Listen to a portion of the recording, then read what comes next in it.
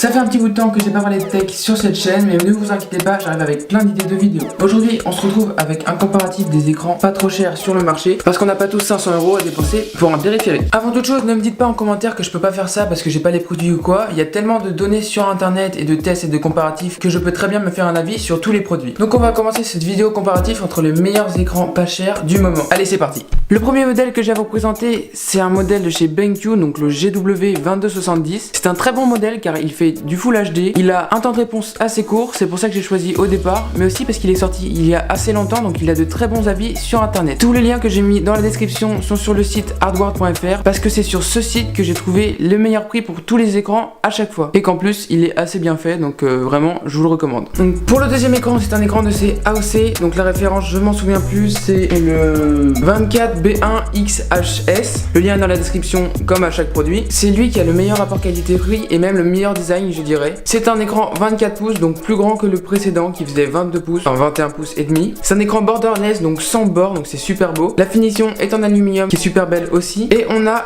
plusieurs connectiques, de l'HDMI et du VGA. Donc j'ai oublié de vous dire aussi que cette dalle est différente parce que c'est une dalle IPS et non une dalle LCD, donc il y a un meilleur rendu des couleurs. J'ai choisi de mettre en dernier un modèle un petit peu moins connu de chez LG, un écran 22 pouces LED, le 22MK430HB. J'ai choisi ce dernier modèle car c'est un modèle très peu cher, il est à 88 € seulement. Il a une définition 2920 par 1080, donc c'est du Full HD, encore c'est très bien, avec plusieurs connectiques derrière, je ne me souviens plus lesquels, c'est de l'HDMI. Et on a aussi une très belle dalle IPS, donc de 22 pouces, avec la particularité d'avoir du FreeSync. Donc FreeSync c'est quoi? C'est une technologie qui permet de synchroniser l'écran avec la carte graphique de votre ordinateur. Je sais plus si c'est Nvidia ou si c'est AMD, de toute façon vous le verrez à l'écran. Mais même si le FreeSync ne fonctionne pas réellement, je trouve que c'est un très bon rapport qualité-prix. Je ne pouvais pas vous quitter sans vous parler d'un écran qui m'intéresse particulièrement, mon écran coup de cœur, un écran qui me fait particulièrement rêver. C'est un écran de chez LG, donc c'est le 25UM58P. Ça fait pareil assez longtemps qu'il est sorti, donc il y a pas mal d'avis et de tests sur internet. Et c'est un écran